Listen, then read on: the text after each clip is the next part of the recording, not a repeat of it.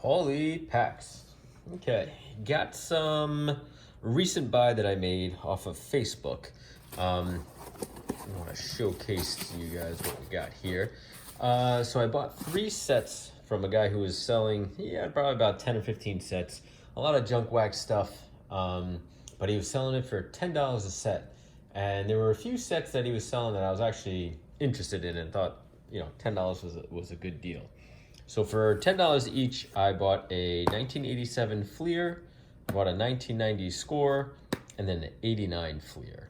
All these, even though it comes in the box itself, this one actually, I thought maybe they just kind of look hand collated to me, like he collected them as opposed to them being officially bought from, from the factory itself.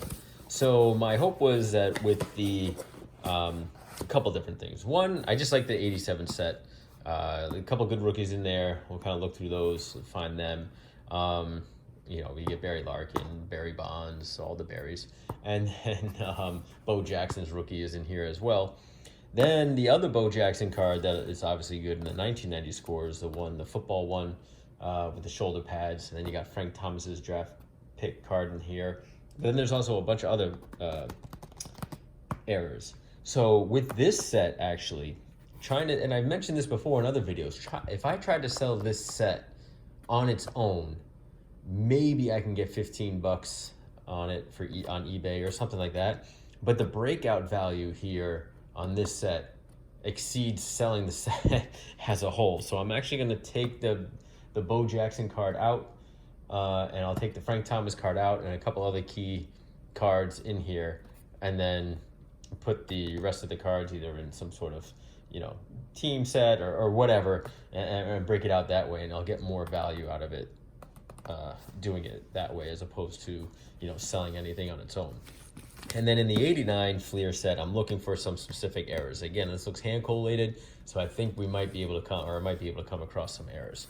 So let's start with the 87 Fleer set. Now again, the rookies that I'm looking for are Bo Jackson, Barry Larkin, Barry Bonds, and even Will Clark has a rookie in here. So certainly not a ton of stars, but again, those are some Hall of Famers, or at least Barry Larkin's a Hall of Famer. And so you got like the Nolan Ryan card here, looking in pretty good shape, a little off-centered, a little thick here, a little thin there, but nice nonetheless. Where we got? Got Donnie Baseball. He's got a couple cards in this set as far as teaming up. I guess they have sort of like a pairing of all-star cards and things like that. So let's see, where would the Barry Larkin be? Barry Larkin would be, what I do like about this is at least they organize it by team. So I can kind of go through there. Here's Eric Davis. And there's the Barry Larkin rookie. Looking pretty sharp. And let's go to the Bo Jackson and then you also have is Fred McGriff's rookie in this too? No, he's a Hall of Famer now, but I don't know where he is on this. All right, well, I didn't see him. I'll come back to that maybe. All right, here's Will Clark's rookie, looking smug. Everything's a little heavy on this side, so I don't know if that's just the way they printed it or if it's just miscut, but and let's see, 369. Almost there. Oh, Andres Galarraga's rookie, right? Or maybe second year at this point. Yeah, I think 86 was his rookie. So, and where are you, Bo?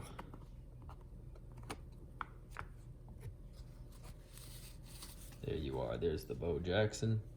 And of course you got George Brett too, Hall of Famer, but that one actually looks a little more centered. Coming off the back there, looks nice. Oh, that wasn't it. It was Danny Jackson, not Bo Jackson. There's Bo Jackson's. A little paper loss on the top there, as you can see from the cut, but still a nice card nonetheless. And then let's just find the Barry Bonds one, and then we'll move on from this set. It's way down here, somewhere, 604, somewhere. Oh, I might have went past it, I did.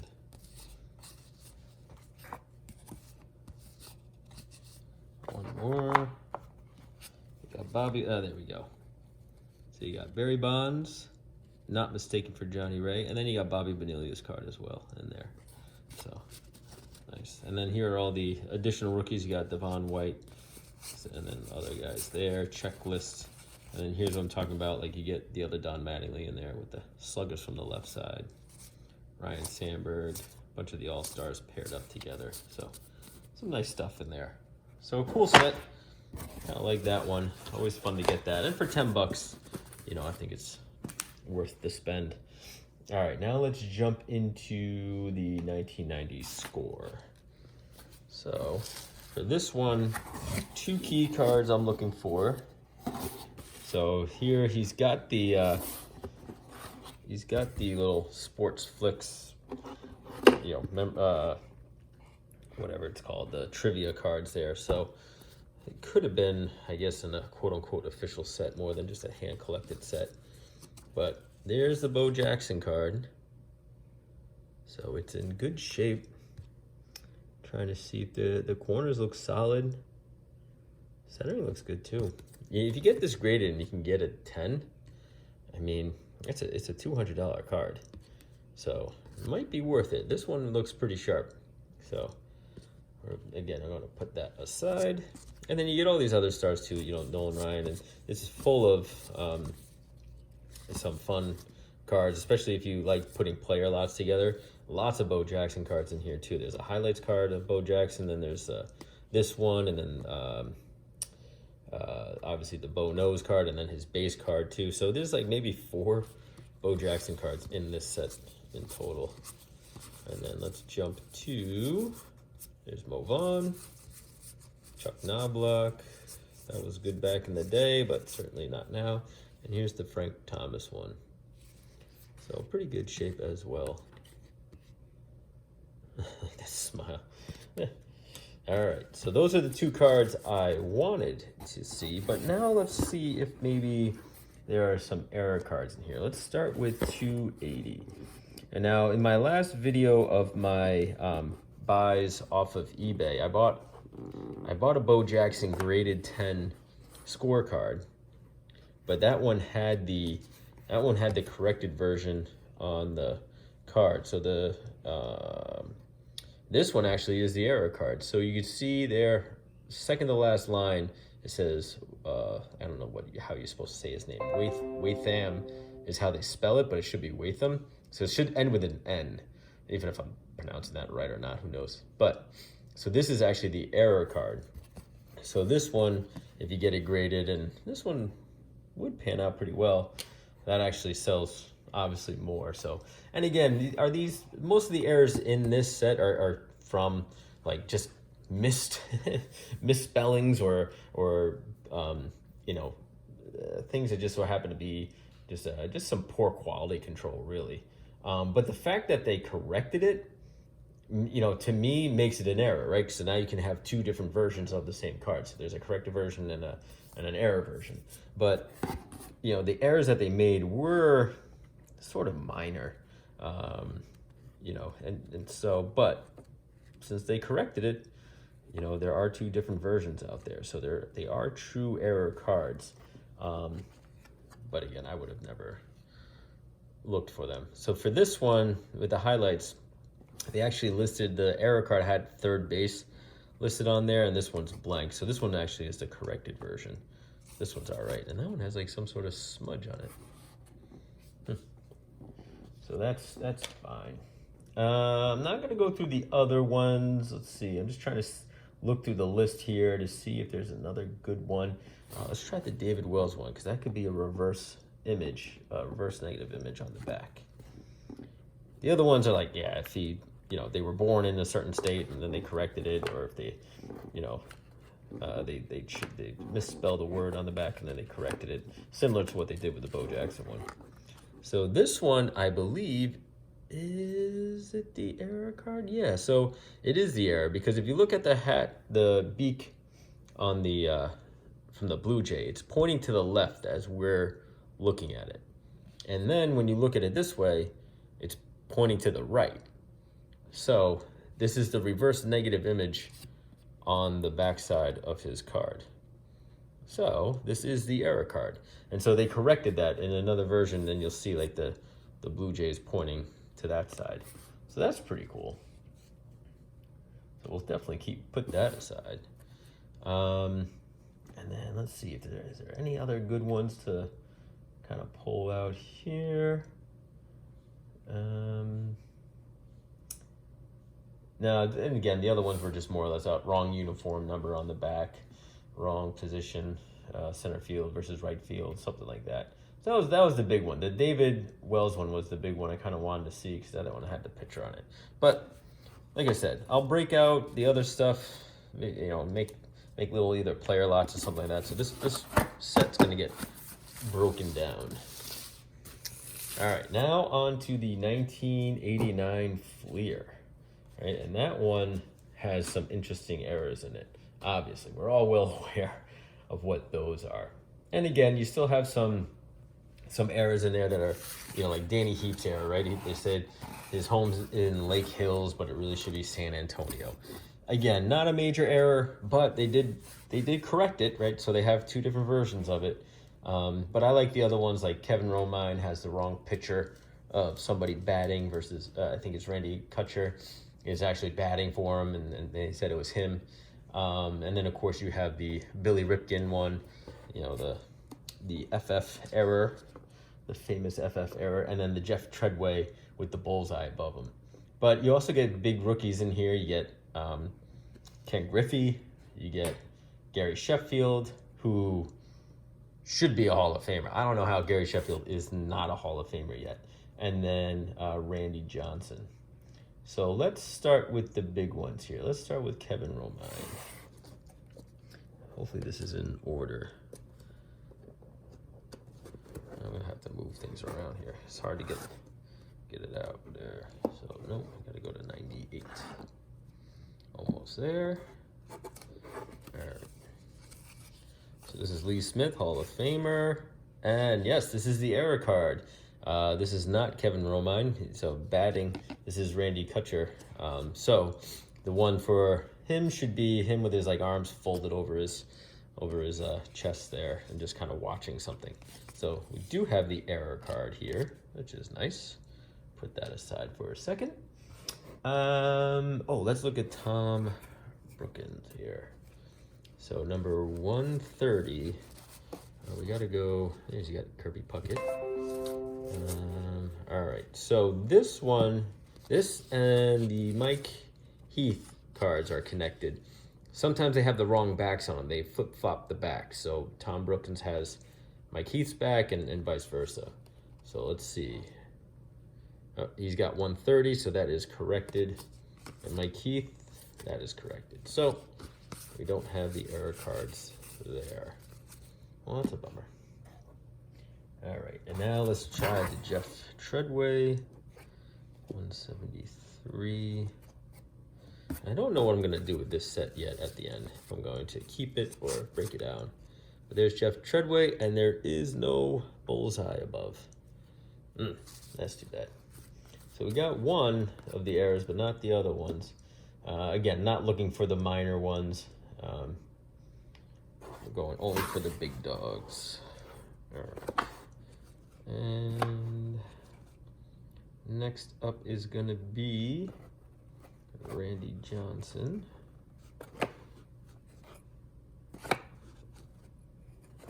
All right, should be in here. There we go, Randy Johnson, and that is a complete a black background. So this is not the error, but it is his rookie, and it is in good shape. So no staining or anything on the back, which is nice. So it's a nice rookie card to have nonetheless. Let's see, Billy Ripken is the next one up. That's at 616, and that would be the last big one. This isn't a team order. Okay. So what number are we at here? All right. Oh, first let's find. Oh, I forgot about this one actually. Forgot about Edgar Martinez. It's his rookie card as well. And then he's a Hall of Famer. And then you have, or did I overshoot Ken Griffey? Maybe I overshot him. Hold on.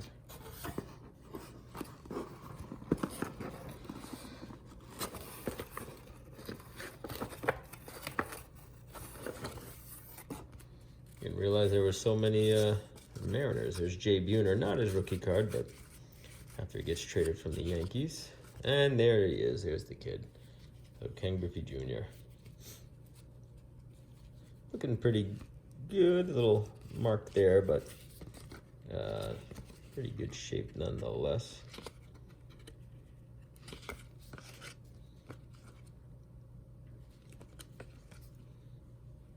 All right. And then let's find Billy Ripken now. That's 616. There's Cal Ripken Jr. So he must be right in front of that. All right, so we got Cal. There's Billy Ripken. Let's see what we have on the front. It's just a black box. That is the most common one now, as far as the black box on the knob, correcting it, blocking out the horrific language that is baseball cards was poisoning our youth with that. The other card I kind of wanted to see, and I wanted to do just a quick comparison. Where are you? Would be with the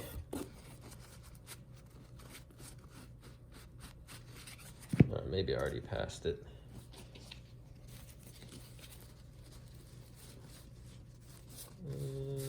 Nope. Got to put these all back in order though. Now that taking them out, not there. I don't know the order that they would put the teams in, but certainly it's still in here somewhere. There we go. All right, it was way in the beginning. Let's find. We're looking for Gary Sheffield here. Is it in the alphabetical order too? All right, so then if it is, there we go. All right, so you got Gary Sheffield. This one's looking pretty good. This is when he's basically a 19-year-old kid at this point, coming into the league, kind of like Andrew Jones. But one thing I wanted to do, so he hasn't made it to the Hall of Fame yet, and this is his last year of eligibility. And so I know I don't have a say, and it's not really up to me, but from a fan's perspective, the barometer now I use for anybody who makes it to the Hall of Fame is compare him to Harold Baines. Because if you are saying Harold Baines is a Hall of Famer, and you being the people who were able to vote them in, then certainly anybody compared to them should be eligible. And now my biggest thing with Harold Baines was that he never played the field, or at least he didn't for the majority of his career. I know he did in the beginning a little bit, but I don't think he won any Gold Gloves. Maybe he did. I'm not aware of it, but you certainly don't think of him as a great fielder. He was a DH for most of his career. And when you think about DHs, you think about Edgar Martinez, who had a high batting average, who had a lot of hits, clutch hits, power. He hit for some power and everything else. He always got on base. Or even like a DH like David Ortiz. You think of him as a very good DH. Gary Sheffield played third base. He played infield for the beginning of his career, moved to the outfield towards the middle of his career, tail end of his career, and then he kind of flip-flopped DH and in the field. So he was able to do more than just bat. But when you look at his stats compared to Harold Baines, they both played for quite a bit of time. Gary Sheffield played from 88 to 2009. Harold Baines played from 80 to 2001. So they both played for almost 20 years, a little bit over. the 20-year period. I think they both played for 21 years. But Harold Baines actually he played in almost 300 more games than Gary Sheffield. Harold Baines, 2,830 games, and Gary Sheffield only 2,576 games. But the plate appearances were a lot closer. And then, so the at-bats, though, Harold Baines got 9,908 at-bats, and Gary Sheffield got 9,217.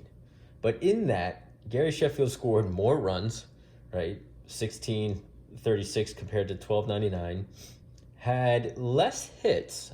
This is what I was actually surprised with. I'm surprised Harold Baines had this many hits. Harold Baines had 2,866 hits, but Gary Sheffield had 2,689 hits. So 300 less games and 200, essentially 200, a little less than 200 hits. But he had only 20 less doubles than Harold Baines. Triples, Harold Baines had 49, so Harold Baines had a lot, and Gary Sheffield only had 27. But home runs, Gary Sheffield had 509 home runs. I mean, that's a lot. Obviously, those are huge numbers. Those are great power numbers. RBIs, he had more RBIs than Harold Baines, 1676 to 1628. Way more stolen bases, 253 compared to 34. Way more walks, 1475 walks compared to 1,062. Batting average was slightly higher, 292 to 289 career. So give Sheffield the edge there again. On base percentage, he was better. Slugging percentage, he was better. OBP, OPS, total bases, he had more. More hit by pitches, I guess. I don't know if that counts.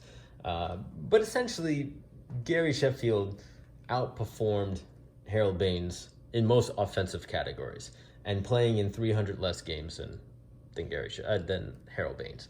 So I don't know why Sheffield is on the fringe. Maybe it is because of the steroids. I don't know if he ever got, maybe he did. I don't remember him getting connected to it or getting suspended for PEDs or being on the list. It's possible.